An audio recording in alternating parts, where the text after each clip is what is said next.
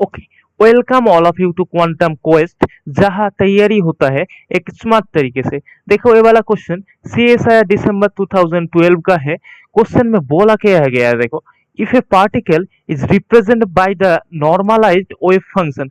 इधर wave function बोला गया है, मतलब वेव फंक्शन बोला गया है, इसका मतलब है वेव फंक्शन से हम सारा चीज निकल सकते हैं क्वांटम मैकेनिक्स में। ठीक है, उसके बाद देखो पूछा क्या गया है। देखो और एक बात, देखो क्वेश्चन पढ़ने से भी पढ़ने टाइम याद रखना क्वेश्चन में दिया क्या गया है। इसमें दिया गया है वेव फंक्शन, पूछा क्या गया है, दिया क्या गया है और पूछा क्या गया है, ये इंपॉर्टेंट है। देखो पूछा गया है the uncertainty del P in its momentum is what. देखो हम लोग हाइजेनबर्ग का अनसर्टेनिटी प्रिंसिपल पढ़े हैं, उधर से ही जानते हैं डेल्टा पी क्या होता है। डेल्टा पी मतलब अनसर्टेनिटी, अनसर्टेनिटी होता है अंडर रूट पी स्क्वायर का एवरेज माइनस पी एवरेज का स्क्वायर। ठीक है, ये होता है अनसर्टेनिटी। देखो कोई जब नया कॉन्सेप्ट आता है उसको नोट किया करो, ये वाला एक कॉन्सेप्ट है। ठीक है, इसको नोट किया करो। और एक बात, डेल्टा पी इस वाला क्वेश्चन में expectation values of delta P zero आएगा। तो क्यों जीरो आएगा समझते आओ। देखो ये वाला जो वेव फंक्शन दिया गया है ना, ये पूरा जो वेव फंक्शन दिया गया है, ये वाला रियल फंक्शन है। रियल फंक्शन का मतलब कोई आयोटा का टर्म इधर नहीं है, कोई भी आयोटा का टर्म इधर नहीं है। आयोटा का टर्म नहीं है मतलब ये वाला रियल वेव फंक्शन होता है। रियल वेव फंक्शन के लिए एक्सपेक्टेशन वैल्यूज क्या होता है, expectation values of momentum zero होता है। इसको लिख लो, this is for real wave function, this is for real wave function. ठीक है, रियल वेव फंक्शन।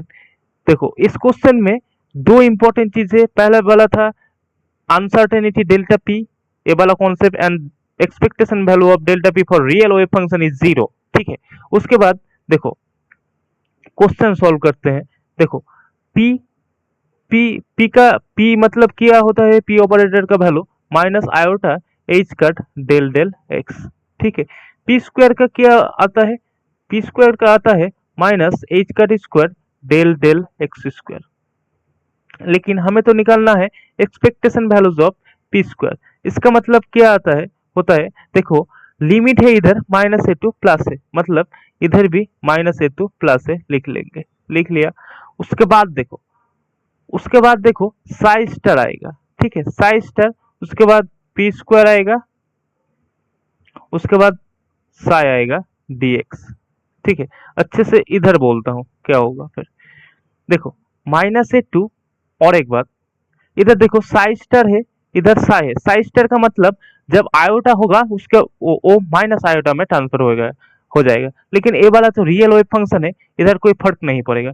तो इधर देखो तो √15/4a5/2, इसको कांस्टेंट के ले लेता हूं। देखो के equals to √15 divided by 4a⁵ ले लेता हूं।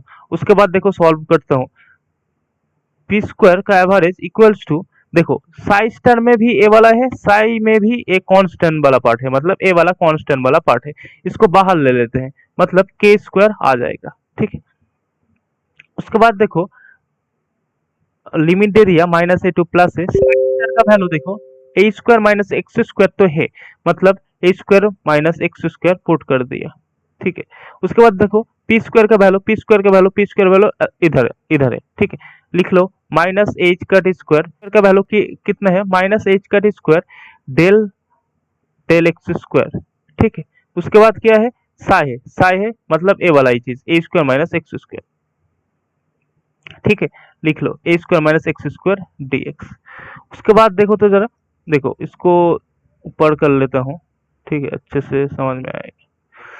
देखो उसके बाद इधर लिखता हूं, देखो तो इक्वल्स टू, देखो H cut square and minus A वाला कॉमन ले लेता हूं, तो क्या आएगा, बाहर ले लेता हूं sorry, minus H cut square के स्क्वायर।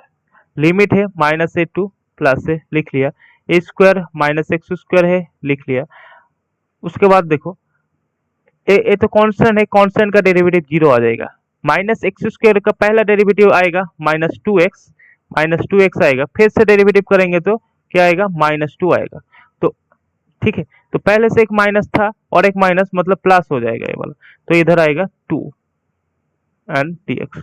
उसके बाद देखो तो जरा इधर क्या आया, 2h कट स्क्वायर के square minus a square minus x square dx। ये वाला इंटीग्रेशन बहुत ही आसान इंटीग्रेशन है, ठीक। तो देखो जरा इसको सॉल्व, इंटीग्रेशन को सॉल्व करेंगे, देखो कैसे करेंगे। एक a स्क्वायर x आ गया, लिमिट क्या था -a2 प्लस a, ठीक है, माइनस एक्स क्यूब बाई 3 है क्योंकि इंटीग्रेट कर रहे हैं हम लोग, लिमिट है plus a minus third bracket close, ठीक है। उसके बाद देखो तो जरा 2h का स्क्वायर लिख लिया, के स्क्वायर लिख लिया, इसको और एक लाइन कर लेते हैं। देखो x के जगह a पुट करेंगे तो a क्यूब माइनस और एक माइनस है इधर तो प्लस हो जाएगा a क्यूब। सिमिलरली इसका भी और एक लाइन कर लेते हैं, a cube divided by 3 plus a cube divided by 3, ठीक है। उसके बाद देखो तो जरा equals to 2h cut square के स्क्वायर, देखो इधर आएगा 2a cube minus 2a cube divided by 3, ठीक है। ऊपर कर लेता हूं थोड़ा, देखो इस बार इक्वल्स टू दे देंगे 2h कट स्क्वायर के स्क्वायर, इसको जब सॉल्व करेंगे तो कितना आएगा, देखो तो जरा 4a क्यूब डिवाइडेड बाई 3, ठीक बात। उसके बाद पूछा गया था, लोगों को पूछा गया था अनसर्टेनिटी इन पी, मतलब ये वाला चीज पूछा गया था। फिर से इधर लिख लेता हूं, ठीक है, पी स्क्वायर का एवरेज ये वाला बाकी था, तो हम लोग निकाल चुके हैं पी स्क्वायर, ठीक है। तो इधर पुट करेंगे। और एक बात, इधर जो के था, के का वैल्यू कितना था, के का वैल्यू था √15 under √15 divided by 4a to the power 5/2।